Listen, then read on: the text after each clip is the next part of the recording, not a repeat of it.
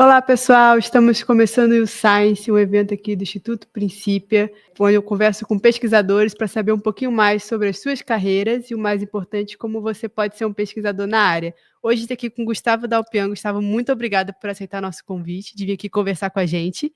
E a gente vai falar sobre um assunto muito legal, que é a modelagem computacional.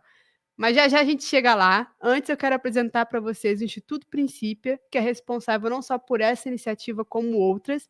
Então eu vou passar um videozinho institucional para você ficar por dentro do que a gente faz por aqui. O Instituto Principia é um centro de produção e difusão do conhecimento científico e de conexão da ciência com a sociedade. Com atividades científicas desde 1951, tem atualmente 3 programas de atuação relacionados à pesquisa, educação e divulgação científica. No programa de pesquisa, acontecem eventos internacionais sobre temas atuais para diversas áreas da ciência. No programa de educação, a Escola de Talentos oferece oportunidades de desenvolvimento pessoal e acadêmico a jovens que tenham grande interesse e altas habilidades para a ciência, oferecendo uma tutoria científica com pesquisadores renomados. No programa de divulgação científica, existem diversas atividades com ênfase para o público jovem, como o YouScience, o cinema científico e publicações em várias redes sociais. Conheça, participe, amplie seus horizontes através da ciência. www.institutoprincipia.org.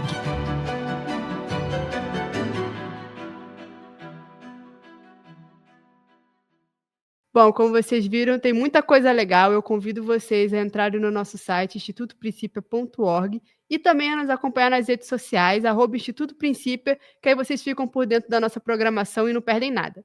Mas agora vamos para o que interessa. Gustavo, vamos conversar aqui um pouquinho sobre a sua carreira e o seu trabalho. O Gustavo Dalpian é formado em Física pela Universidade Federal de Santa Maria, é mestre e doutor em Física pela Universidade de São Paulo, tem pós-doutorado no National Renewable Energy Laboratory e University of Texas, no Austin, nos Estados Unidos. Atualmente é professor titular no Instituto de Física da USP. Seja muito bem-vindo, Gustavo. Mais uma vez, muito obrigada por aceitar nosso convite. Eu falei um pouquinho aqui sobre a sua formação, mas eu queria que você explicasse melhor a sua trajetória profissional. Bem, primeiro eu queria agradecer o convite para vir conversar com vocês aqui. A gente sempre fica muito feliz em contar nossa história, em divulgar a ciência que a gente faz. E eu acho que o Principia, não tenho certeza que o Principia, aqui o trabalho de vocês se destaca nacionalmente e internacionalmente até nesse sentido. Parabéns aí pelo trabalho, né? Obrigada. Mas, então, contando um pouquinho sobre a minha carreira, né? Eu podia voltar, começar. Eu nasci numa terça-feira chuvosa, mas acho que eu vou pular essa parte e eu posso ir para por que eu escolhi fazer física, certo? Então, eu lembro que o que me atraiu para essa área foram certamente os professores que eu tive durante o ensino médio. Certo? Eu tinha um professor de física que adorava fazer experimentos, fazer demonstrações, colocava a gente para trabalhar, para pôr a mão na massa. E eu sei que quando eu acabei o ensino médio, eu parei para pensar o que eu vou fazer, e a única coisa que vinha na cabeça era física. Aí eu fui lá e fiz o vestibular para física, certo? E foi interessante, porque daí eu passei no vestibular, era licenciatura em Física na Universidade Federal de Santa Maria, lá no Rio Grande do Sul. E a minha avó falava, quando eu falei, vó, passei no curso de Física, né? Nossa, meu neto, eu estou com umas dores aqui nas costas, não tenho os exercícios que eu poderia fazer para ajudar. E aí começou. Mas depois que eles entenderam, eles falavam assim, não, mas Gustavo, todo mundo passa nesse vestibular para física, né? É muito... Você quis porque era mais fácil. Daí eu fui lá no outro ano, fiz vestibular para engenharia elétrica, e daí eu passei e comecei a fazer física e engenharia elétrica ao mesmo tempo. Nossa! Aí que eu vi que eu gostava de física. Mas porque só tinha sobrado umas disciplinas que não eram muito interessantes para eu fazer, e aí eu acabei escolhendo ficar só na física. Eu acho que uma coisa fundamental durante a minha graduação é que desde o segundo semestre do curso eu comecei a fazer iniciação científica, certo? Então, eu fazia parte de um programa que eu acho que até existe hoje ainda, que chama PET. Na época era Programa Especial de Treinamento, que era um programa da CAPES que juntava um conjunto de 12 bolsistas, e a gente tinha reuniões periódicas, tinha orientador, trabalhava. Eu sei que durante todo o curso eu fiquei vinculado a esse programa trabalhando já na área de física da matéria condensada. As pessoas de vez em quando perguntam por que você trabalha em física da matéria condensada, física do estado sólido? Eu não me lembro muito bem. Eu sei que toda a minha carreira sempre foi nesse sentido, e desde então eu tenho trabalhado nessa área de física da matéria condensada. Aí, chegando no final do meu curso de graduação, chegou a hora de começar a pensar em alguns mestrados. Eu apliquei para uns 3, 4 lugares, fui aceito em mais de um lugar, e eu decidi vir aqui fazer o meu mestrado aqui na USP, em São Paulo, que foi um passo grande. Sair do interior do Rio Grande do Sul para vir para São Paulo foi um passo bem legal. Você adaptou bem em São Paulo? Foi. Eu me lembro que eu vim de ônibus de Santa Maria, no Rio Grande do Sul, 24 horas de ônibus. Nossa. Daí eu cheguei na rodoviária do Tietê, um tio meu veio me buscar, pegamos 2 malas cheias de livros ainda. Na época a gente carregava muitos livros. Tudo que eu tinha eram os livros, né? Eu levei os livros comigo e ele me levou até um hotel no Largo Paissandu, centro de São Paulo. Horrível o lugar. Nossa. Mas depois eu já me mudei, 2 dias depois achei um lugar. Mas não era que nem hoje, que você entra na internet, você acha o hotel, vê onde vai ficar, olha a rua. A gente veio na cara e na coragem, certo? Sem saber exatamente onde eu ia morar. Então, caramba! Mas deu certo. Eu fiz o mestrado e o doutorado no IFUSP, com bolsa da FAPESP, certo? O mestrado e doutorado foi uma sequência, mais ou menos, e em cerca de 5 anos eu terminei o mestrado e doutorado, e aí eu trabalhava com semicondutores, já nessa área de simulação computacional de semicondutores. Eu tive sorte de trabalhar com pessoas muito inspiradoras, certo? Meu orientador foi o professor Adalberto Fázio, que hoje ele é diretor da escola Ilum, lá em Campinas, e o meu co-orientador era o Antônio José Roque da Silva, que hoje é o diretor-geral do CNPEM, lá que tem os laboratórios em Campinas também. Então, trabalhei com pessoas muito inspiradoras. Sim. E eu acho que foi um treinamento bem bacana que eu tive. E aí depois... é longa a história. Pode falar. Daí depois eu fui para os Estados Unidos. Parecia o caminho óbvio para mim, depois de fazer o doutorado, era ter uma experiência no exterior. Eu fui fazer um pós-doutorado. E o bacana é que nos Estados Unidos eu consegui trabalhar primeiro no National Renewable Energy Laboratory, que é o laboratório americano que estuda fontes renováveis de energia, certo? Então, eu fiquei 2 anos trabalhando lá, e lá o trabalho do pesquisador é diferente do trabalho na universidade. Lá você trabalha das 8 às 5, mais ou menos, e bate cartão, depois vai embora, e as pessoas... as pessoas... A gente trabalhava muito mais, mas foi uma experiência bem legal. Eu comecei a estudar materiais para energia, e depois eu fui trabalhar na Universidade do Texas, em Austin, que foi outra experiência fantástica, porque aí eu consegui ter um pouquinho de noção de como funcionava a universidade americana. Então, esse primeiro estágio foi no laboratório, que é totalmente diferente da academia, e depois eu fui trabalhar na universidade, que eu até assisti, eu era pós-doc, eu assisti a disciplina de pós-graduação para tentar aprender um pouquinho mais, né? E então isso já era, deixa eu ver, 2005, mais ou menos. Tá longe ainda. Mas aí eu submeti um projeto Jovem Pesquisador para a FAPESP, que foi aprovado, e aí eu decidi voltar para o Brasil, certo? Em princípio, o plano era eu voltar para trabalhar no LNLS em Campinas, como um pesquisador teórico.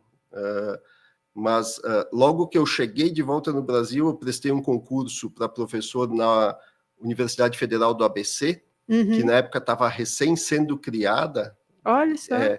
e daí eu prestei, passei no concurso, e aí eu optei por assumir, em vez de ficar no LNLS com uma bolsa da FAPESP, eu optei por ir para a UFABC para ser professor. E aí a história na UFABC é um livro à parte, certo? Porque eu fiz parte da primeira turma de docentes contratados. Caramba! Então, não tinha ninguém, não tinha nada na universidade. E eu lembro que na primeira semana de trabalho eu fui conversar com o pró-reitor de pesquisa da época, o professor Hélio Waldman, eu falei, professor, eu tenho o projeto FAPESP já aprovado, eu só preciso mandar essa carta assinada para a FAPESP, dizendo que eu estou vindo para cá. Será que o senhor não podia pedir para a sua secretária mandar essa carta para mim? Eu podia para a universidade mandar a carta para ele, olhou para mim. Olha, Gustavo, a gente não tem nada aqui. Se for para mandar, eu mesmo vou no correio mandar carta. Então, a UFABC não tinha nada na época, não tinha sala de aula, não tinha laboratório. E Caramba. A gente começou a construir a universidade literalmente do zero. O meu projeto provavelmente foi o primeiro, o Jovem Pesquisador foi o primeiro ou segundo projeto FAPESP aprovado na universidade. E eu fiquei lá 17 anos. Uau! Fiquei na UFABC 17 anos. Eu fiz de tudo, viu? Eu criei, ajudei a criar disciplina, a gente criou um laboratório, ajudei a criar um laboratório que chama ABCSIM, um laboratório de simulação computacional de materiais, que existe até hoje. Eu fui o primeiro coordenador e ajudei a criar um programa de pós-graduação em nanociências e materiais avançados lá na UFABC, que hoje é nota 6 da CAPES. Eu fui diretor de centro, eu fui vice-reitor, pró-reitor de pós-graduação, e daí, em algum momento, eu atuei bastante na administração, mas chegou em algum momento, eu vi que o que eu gostava mesmo era da ciência. E daí eu peguei e resolvi fazer um ano sabático, e sair da parte administrativa. Então, eu pedi licença do meu cargo de pró-reitor na época e fui para os Estados Unidos para passar na verdade, fiquei 2 anos em Boulder, no Colorado, onde dei um boost na pesquisa e voltei para o Brasil. E daí chega mais perto dos tempos atuais, que recentemente eu prestei um concurso de professor titular na USP, e passei. Então, faz mais ou menos 2 anos que eu sou professor lá no Instituto de Física da USP. Entrei direto como professor titular, que é pouco usual. Normalmente as pessoas entram como professor doutor, e eu já entrei no topo da carreira da USP, né? E desde então, 2 anos, tenho trabalhado lá na USP, e tem sido muito divertido aí montar uma nova infraestrutura lá. Acho que esse é um resumo, viu, mais ou menos do que eu fiz aí nos últimos 30 anos. Não, muito legal, uma super carreira, parabéns. Obrigado. Mas, assim, para a galera que tem interesse em física, mas talvez não conheça todas as áreas ainda, você consegue falar um pouquinho para a gente o que seria essa matéria condensada? Que às vezes muita gente ouve falar, mas não sabe muito bem o que é, porque parece que foi a base do seu trabalho, né, para depois se desenvolver para outras áreas. Então, a física da matéria condensada, ou física do estado sólido, antigamente chamava física do estado sólido. Então, a ideia é você tentar aplicar princípios físicos, ou estudar materiais, tentar entender as propriedades de materiais, certo? Então, hoje em dia, esse conceito tem se ampliado, então chamava física do estado sólido, tem ido para a física da matéria condensada, porque não são só sólidos que a gente usa as metodologias que a gente desenvolveu para estudar essa área, para estudar só sólidos. A gente pode estudar líquidos também, a gente pode estudar matéria mole, polímeros, qualquer tipo de material a gente consegue estudar, certo? Então, a física da matéria condensada, a ideia é tentar aplicar ou usar princípios físicos. A gente usa, na minha linha de pesquisa, a gente usa a física quântica, a mecânica quântica, para tentar estudar as propriedades de materiais. Então, de forma bem geral, é isso. Só que daí você pode ir aprofundando, né? Você tem uma quantidade gigantesca de materiais diferentes que você pode estudar. Tipo, os metais, tem toda uma quantidade de teorias relativamente mais simples para estudar metais. Depois você tem materiais semicondutores, que são aqueles usados para fazer os chips de computadores, onde começa a inserir algumas complexidades. Depois você tem materiais supercondutores, que esses são fenômenos que ainda nem são conhecidos muito bem. Então, hoje, para você entender como é que funciona esse tipo de material, você está na fronteira do conhecimento, você precisa lançar a mão de teorias, de métodos experimentais de estudo para tentar chegar a fundo e entender isso daí. Mas, então, a física da matéria condensada, hoje em dia, eu prefiro chamar de física de materiais, que é o que a gente faz. Muito legal. E aí, né, você falou, quando fez um resumo da sua carreira, que atualmente você está nessa área de modelagem computacional de materiais, aplicando conceitos quânticos, né, para isso. Você pode explicar um pouquinho para a gente o que é essa área, o que você faz ali? Claro. Então, assim, modelagem computacional de materiais pode significar, ou simulação computacional de materiais, pode significar uma quantidade bem grande de coisas diferentes. E eu gosto de qualificar isso em diferentes escalas de tamanho desses materiais.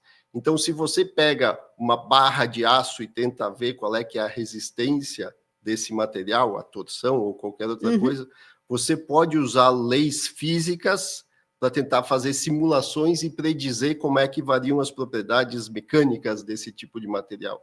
Então, isso daí é um tipo de simulação macroscópica que a gente faz. Tá? Daí você diminui um pouco o tamanho, certo?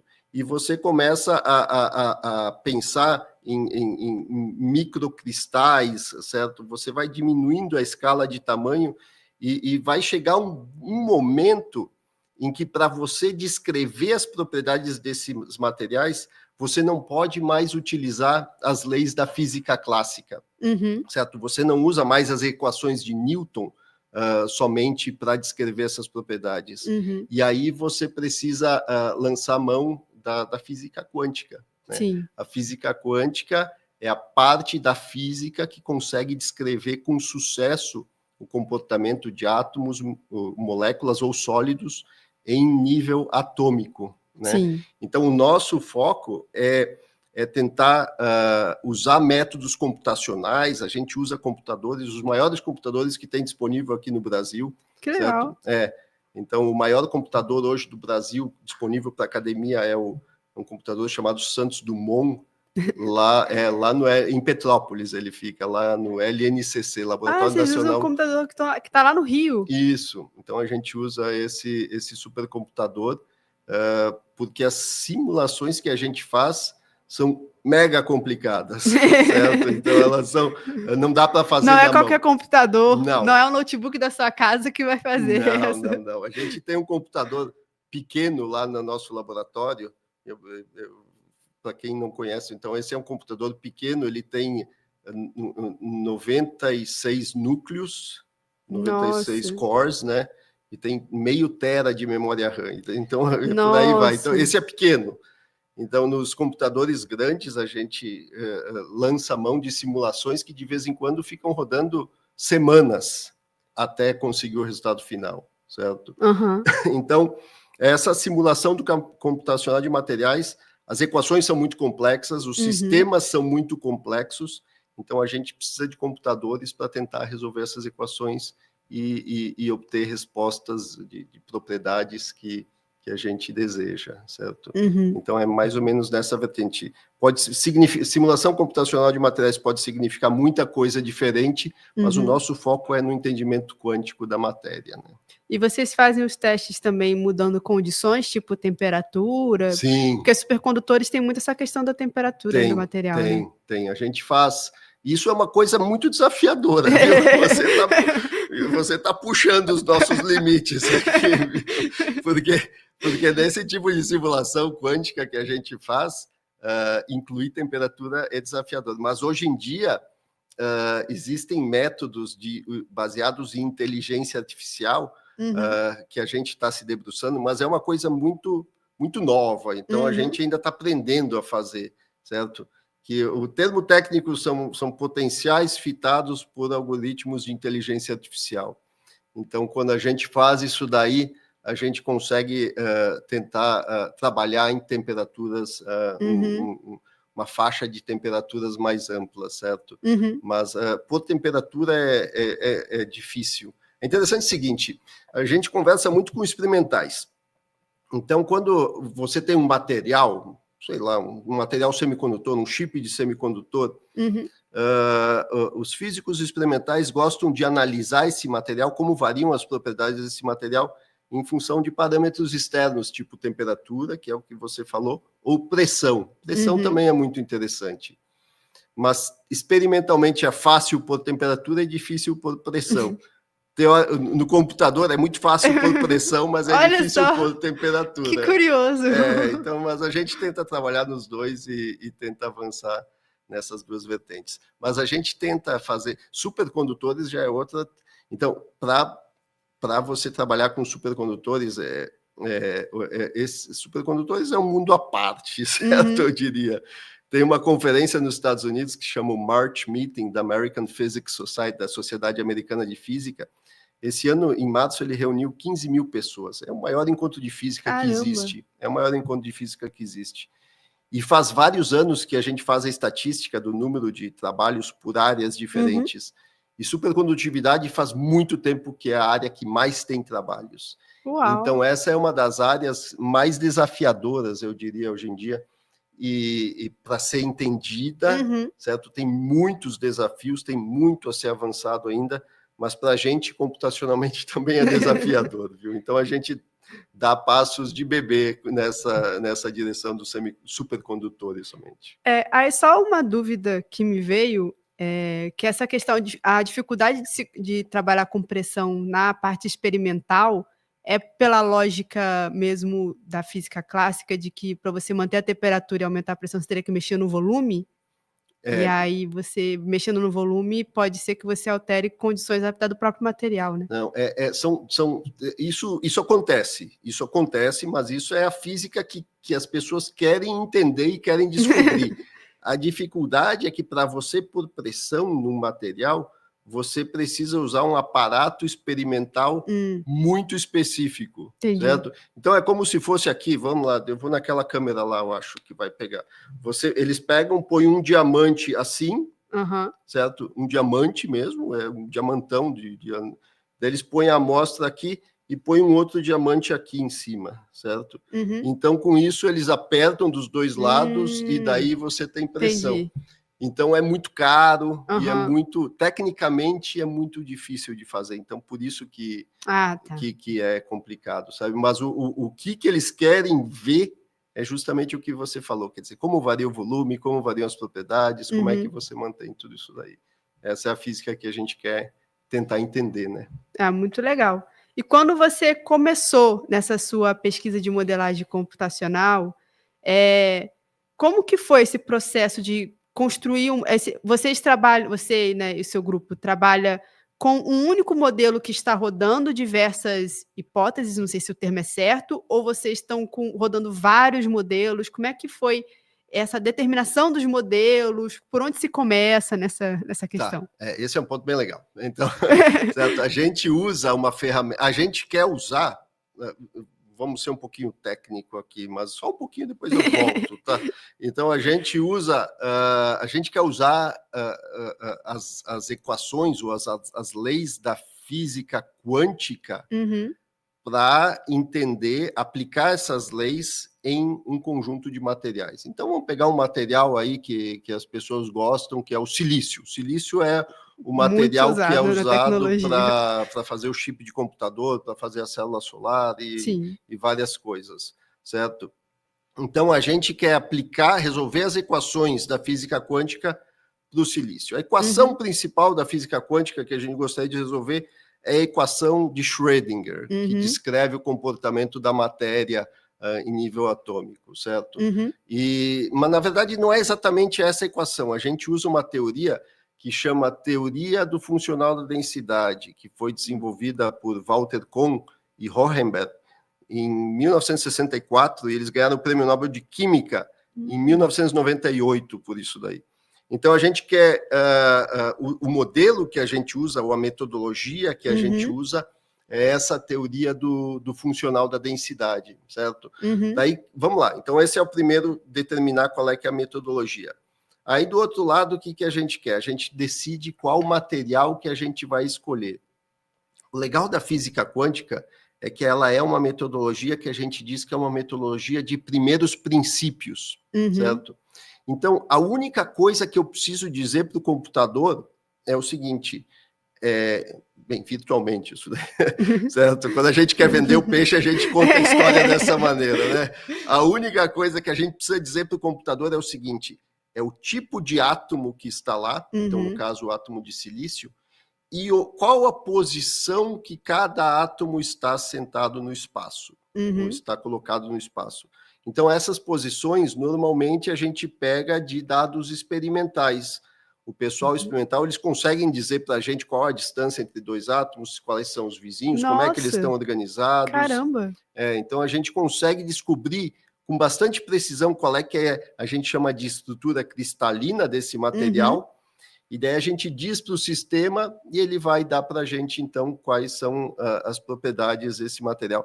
Uma coisa legal é o seguinte, a gente pode tentar prever materiais que não existem. Você inventa uma estrutura cristalina que nunca ninguém observou e a gente pode ir lá e tentar calcular, ver se daria um material mais interessante. Quer dizer, a gente consegue trabalhar também com materiais hipotéticos. Né? Olha, isso é muito legal. É uma das vertentes fortes aqui que a gente desenvolve. Mas então a ideia é assim, a gente pega dados, a gente tem uma ferramenta muito poderosa que é usado por físicos, químicos, engenheiros de materiais, engenheiros elétricos, biólogos estão começando a usar essa ferramenta, que é essa teoria do funcional da densidade, para estudar um sistema atômico, certo? Daí a gente pega dados experimentais, a gente constrói os nossos modelos lá com os tipos de átomos e posições de átomos, e a gente busca, então, as respostas que a gente está procurando. É mais ou menos assim que funciona a dinâmica do nosso trabalho no dia a dia. Caramba, que legal! Principalmente sobre essa questão de prever, né, materiais futuros, assim. Sem dúvida, sem dúvida. Então, por exemplo, tem um exemplo clássico que foi descobriram um material, bem, o grafeno. O grafeno já se conhecia grafite há muito tempo, mas foi isolado em 2004. André Geim ganhou e Novoselov ganharam o prêmio Nobel por causa disso. E o grafeno é a folha mais fina que existe. Então, é uma folha que só tem átomos de carbono, certo? Formando hexágonos, certo? E tem espessura, é uma folha que tem espessura, é um material bidimensional, que fala. Tem espessura de um átomo, e é composto de átomos de carbono, então. E uma vez que isso foi observado, o pessoal foi para o laboratório e falou, será que a gente pode substituir ou criar o mesmo material, só que em vez de ter átomo de carbono, ele ser de átomos de silício? E daí o pessoal vai e tenta simular no computador para ver se existe, e eu acho que eles tiveram algum sucesso experimentalmente em realizar isso também. Olha, então, o primeiro material é simulado no computador e depois vai para o laboratório. Na verdade, isso é interessante, sabe por quê? Porque se você quer desenvolver um novo material, imagina que você quer desenvolver um novo material para alguma aplicação. As pessoas, elas trabalham normalmente, os físicos experimentais, eles mandam um aluno de um pós-doc, um aluno de doutorado, tentar sintetizar um novo material, é muito caro, demora semanas, você põe no forno lá, ele tem que ficar aquecido um tempão, certo? Você fica tentando... Então, é muito caro e leva muito tempo. Já no computador, se você quer ver se esse material existe... Você pode ir lá tentar resolver as equações da física quântica para saber se o material vai existir ou não, e é muito mais barato do que fazer experimento. Então, a ideia é, primeiro você faz a simulação no computador, para depois tentar fazer a síntese do material no laboratório, certo? É uma estratégia um pouco diferente que pode render frutos. A gente tem tentado fazer isso. Temos projetos financiados pela FAPESP, que a gente tenta fazer isso. Primeiro, simular no computador para depois ir para o laboratório tentar fazer. Isso é muito legal. E a margem de erro entre o que o computador te oferece como resultado e o que depois é testado na prática, ela é muito discrepante ou os resultados são até bem parecidos? Depende do tipo de material, certo? Então, dependendo do tipo de material que você está estudando, você tem resultados ótimos e de vez em quando ainda é mais desafiador. Por exemplo, se você, que nem a gente estava falando antes, supercondutores, essa metodologia que a gente tem, ela não é muito boa para descrever esses tipos de materiais, certo? Então, quando a gente tenta aplicar, não funciona muito bem. Então, o que a gente está fazendo nesse projeto também? Tem os outros sistemas, os supercondutores têm os outros sistemas chamados sistemas fortemente correlacionados, que é um termo bem técnico da física, mas vamos lá, um negócio mais complicado do que o padrão, pensar assim, certo? Os elétrons se comportam de maneira mais complexa do que eles se comportam em outros materiais mais tradicionais, né? Sim. Então, para esse tipo de sistema, a teoria não funciona muito bem. Aí a gente tem um aluno meu de doutorado que está tentando buscar meios de melhorar a teoria para isso daí. Então, eu falo que tem uma metodologia que a gente usa bastante, que o pessoal gosta muito, mas ainda está em desenvolvimento constante, certo? Não é um negócio que a metodologia essa acabou e... Não, a gente estuda muito, assim, tentar melhorar a metodologia para sistemas diferentes ainda. Então, dependendo do sistema, ainda existem gargalos, mas a maior parte deles eu diria que o resultado é bastante bom, viu? Nossa, muito legal, muito interessante. Várias coisas que eu não sabia, estou descobrindo agora. E você trabalha muito nessa relação com áreas de energia, né? Os seus estudos nos Estados Unidos foram relacionados a isso. Você pode falar um pouquinho para a gente como que essas modelagens se aplicam a áreas como energia e o que nessa área, né, os modelos que vocês trabalham lá, eles se conversam? Sim. Então, lá nos Estados Unidos e agora ainda, o que a gente está estudando bastante são novos materiais para aplicações em células solares. A ideia da célula solar é que chega a luz do Sol, que são fótons, esse fóton é coletado pelo material e você consegue gerar uma corrente elétrica a partir da luz solar, certo? Sim. Então, esse é o princípio de funcionamento bem básico das células solares. Essas células solares, elas são construídas com materiais semicondutores, que nem a gente já falou aqui, certo? E hoje o principal material para construir células solares é o silício, certo? Quase todas as células solares são feitas de silício. Talvez a célula solar que vai para o telescópio Webb, ou sabe, para o espaço, elas são células solares de outros materiais semicondutores, mas a grande maioria que a gente vê nas estradas, em cima das casas, são células de silício. Só que para você fazer essas células solares, envolve um processo que precisa de muita energia, você precisa levar o material a altíssimas temperaturas, você derrete, daí ele forma as camadas que precisam ser montadas, certo? Então, é um custo muito elevado, microeletrônica, certo? É parecido com a indústria de semicondutores. E a gente gostaria de tentar achar materiais que sejam mais simples de serem feitos e mais baratos do que o silício de serem feitos, certo? Então, a gente tenta buscar materiais que tenham as propriedades que sejam ideais para aplicação em células solares e que não foram descobertos ainda, né? Então, uma opção seria o seguinte, olha só, vamos lá, um pouquinho de física quântica, certo? Quando o fóton chega do Sol, ele tem uma certa energia, certo?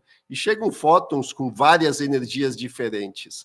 O material, o que é equiparado a essa energia, um paralelo dessa energia, chama o gap de energia desse material semicondutor. Então, a gente tem que pegar materiais semicondutores que conversem com fótons com uma certa energia, certo? Então, a gente tem que selecionar, escolher materiais que consigam coletar fótons com energias diferentes. Então, a gente faz as simulações, a gente calcula essa energia, certo? E a gente vê se esse material seria o bom ou não para ser aplicado, certo? Então, a gente tem trabalhado muito com materiais chamados perovskitas dialetos, certo? Nossa, que nome! Perovskita. Então, as perovskitas, elas são materiais que têm uma estrutura cristalina bem curiosa, certo? Muito comum, por sinal.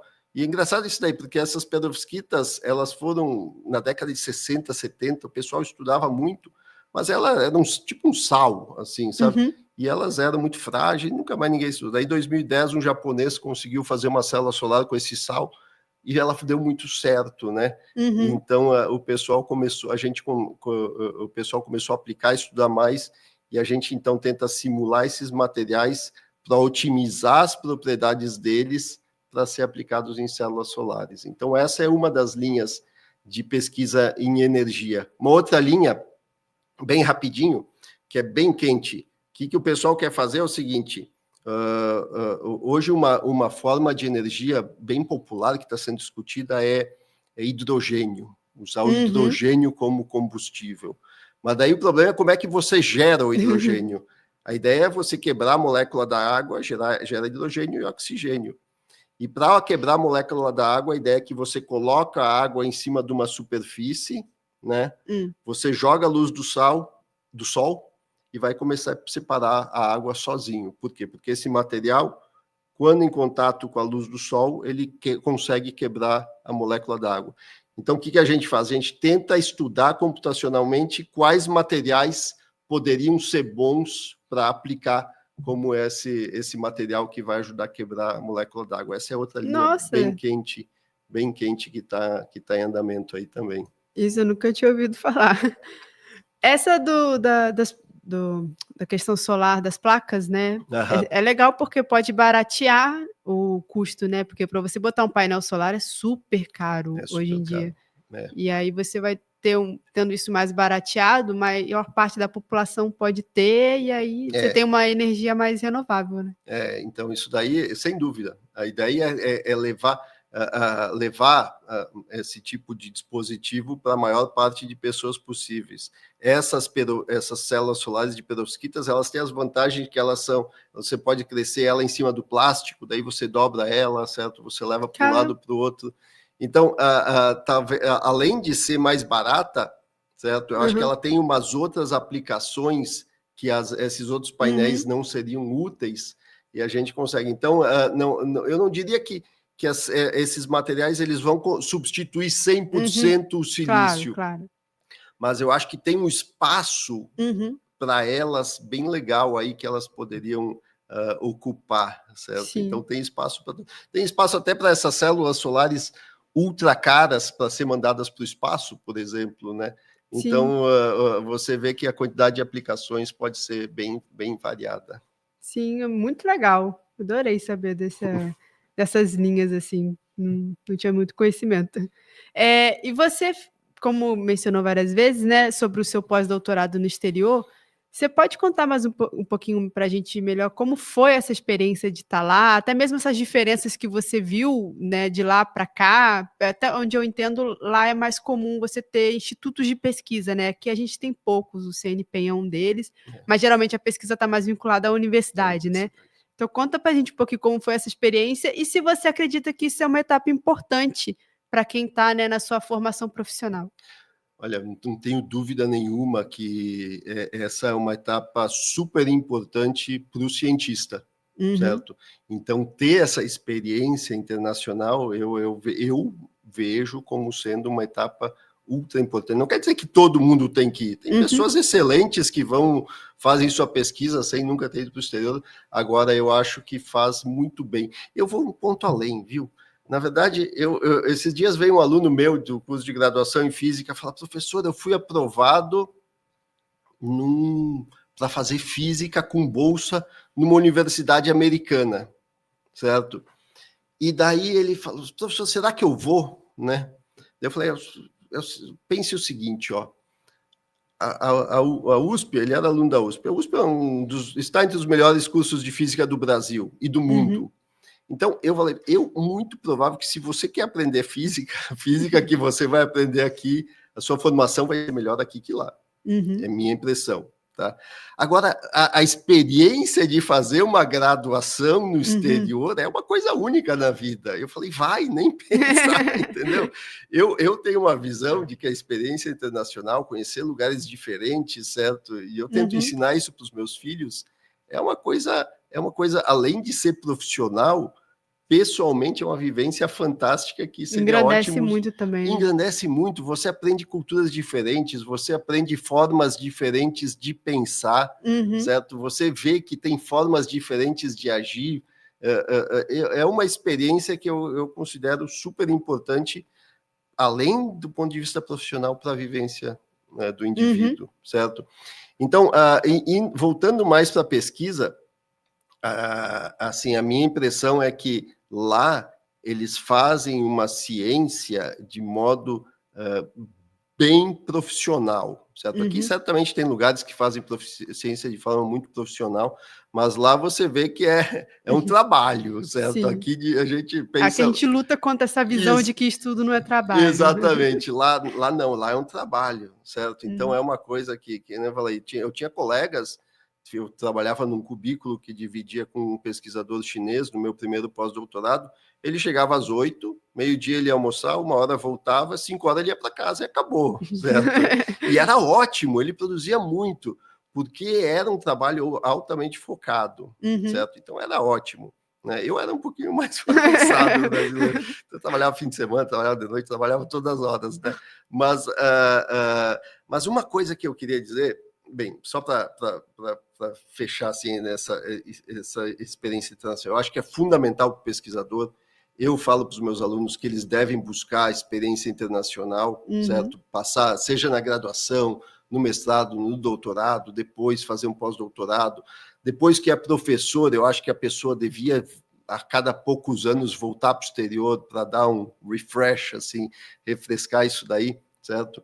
Então, é uma experiência forte, importante, mas uma coisa que eu percebi indo, que eu acho que é bem importante falar também, é que quando eu cheguei nos Estados Unidos, eu tinha muito medo que assim, a formação que eu tinha não seria competitiva com os colegas que eu tinha lá, vindos da Alemanha, do Japão, da China, da Coreia, certo? Então, era um grupo altamente produtivo, as pessoas produziam muito bem, os melhores pesquisadores que existiam.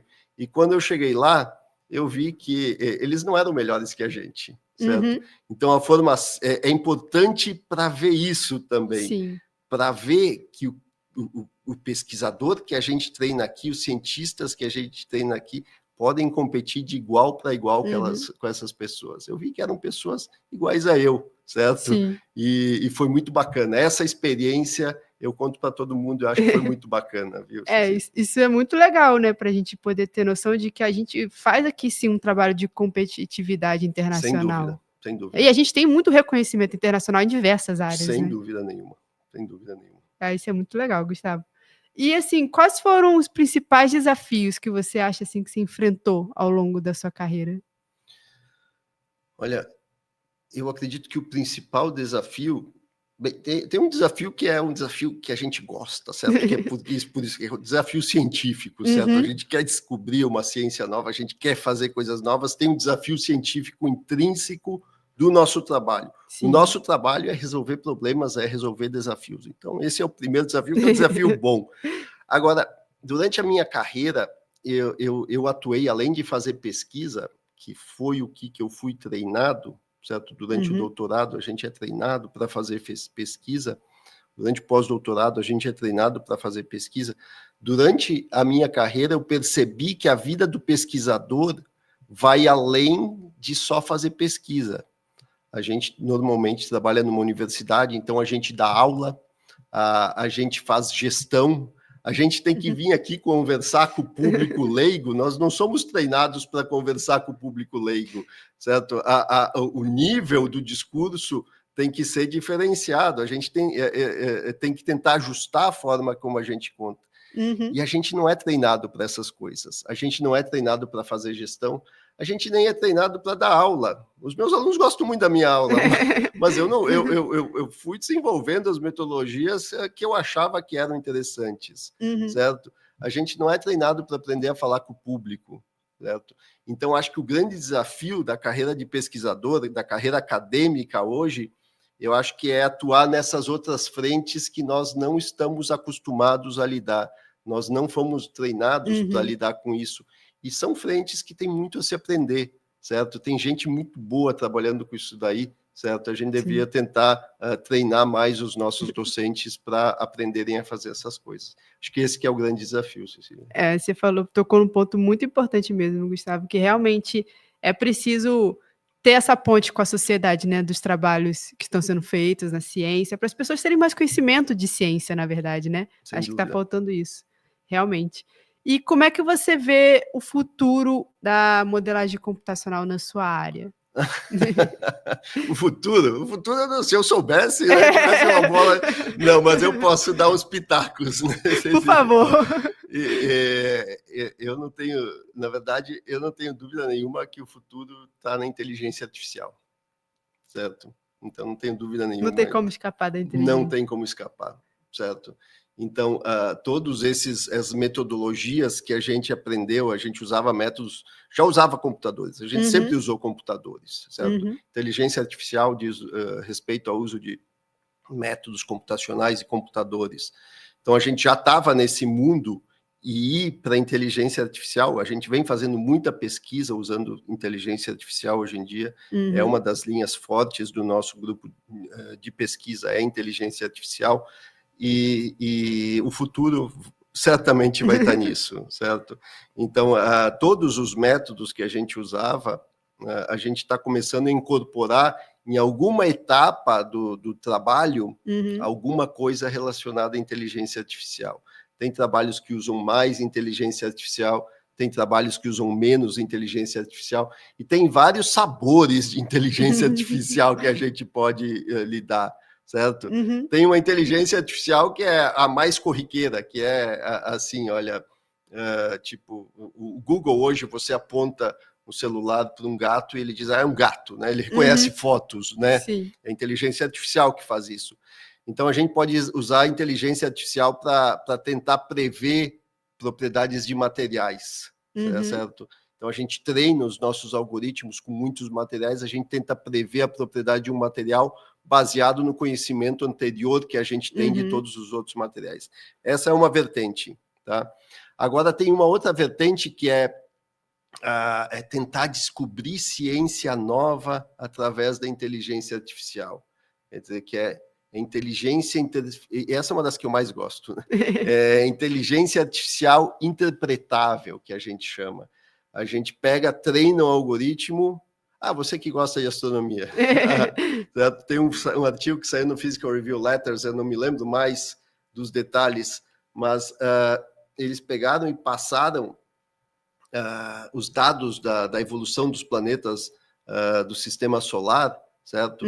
Usando como referência o Sol, certo? E deram todos os dados do movimento... Não, desculpa, deram como referência a Terra, o geocentrismo, e deram o movimento de todos os astros, as coordenadas, baseado no geocentrismo, e mandaram a inteligência artificial analisar os dados. E a inteligência artificial sozinha descobriu que era muito melhor centralizar no Sol, ao invés da Terra. Então, ela descobriu a física, ela descobriu o heliocentrismo, certo? Sim. Então, você mostra que a ciência, a inteligência artificial...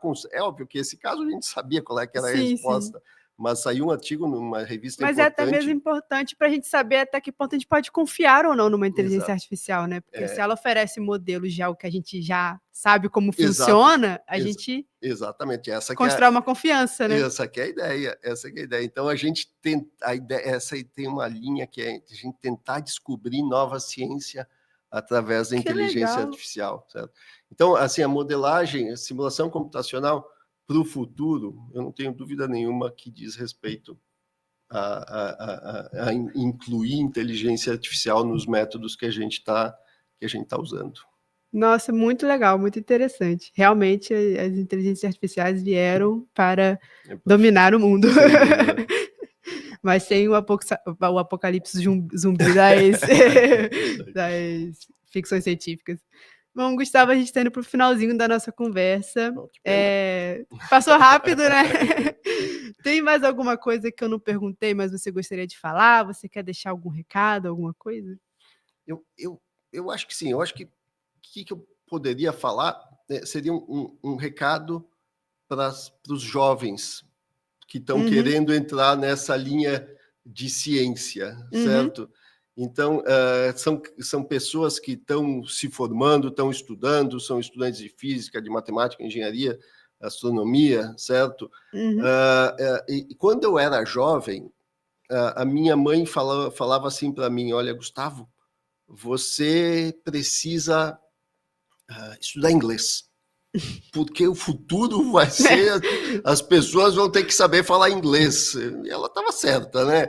E eu comecei a estudar inglês desde muito jovem, certo? Então ela via como uma habilidade para o futuro, minha mãe e meu pai, vamos lá, que a gente precisasse aprendesse a falar inglês. E hoje, sem dúvida, inglês é importante, eu acho que é fundamental, certo? O cientista precisa, a literatura está em inglês, você precisa estudar inglês, mas hoje, para todos os cientistas, todas as áreas do conhecimento, certo? Se você, o que as pessoas deviam estar estudando é computação, certo? Então, você precisa investir em estudar computação, certo? Aprenda uma linguagem de programação. Se eu posso sugerir uma, aprenda Python, certo? Aprenda Python. Uma vez que você aprender Python, certo? Você entende como os algoritmos funcionam, qual é que é a lógica para escrever um código, certo? Tente se familiarizar por isso. Não é só na física. Na física a gente quer fazer um gráfico, a gente quer fazer um fitting, certo? Mas mesmo em humanidade, certo? Você tem um conjunto de dados de uma pesquisa que foi feita com N pessoas e você precisa analisar. Isso é feito através de algoritmos, certo? Você faz isso com Python, você tem bibliotecas prontas para fazer isso. Então, eu acho que todas as áreas do conhecimento, as pessoas, há um espaço muito grande, se você quer ter um diferencial, é focar nessa área de programação. E depois o passo seguinte, indo para coisas mais pesadas, é inteligência artificial, né, que segue. Então, eu acho que a dica que eu dou para os nossos jovens é isso: foquem em estudar computação desde cedo. Desde o primeiro ano do curso de graduação, vocês podem focar em estudar computação, que sem dúvida vocês vão usar isso daí, vai ser um diferencial na carreira de vocês. Acho que era essa a mensagem que eu queria deixar para os jovens. Cecília. Muito legal, a computação realmente é o novo inglês, né? Sem dúvida. É a nova língua que você tem que saber falar. Sem dúvida, é universal. Gustavo, muito obrigada pela conversa, eu adorei, aprendi muitas coisas interessantes. Quem acompanhou a gente até aqui também, muito obrigada pela companhia e a gente se vê no próximo YouScience. Tchau, tchau.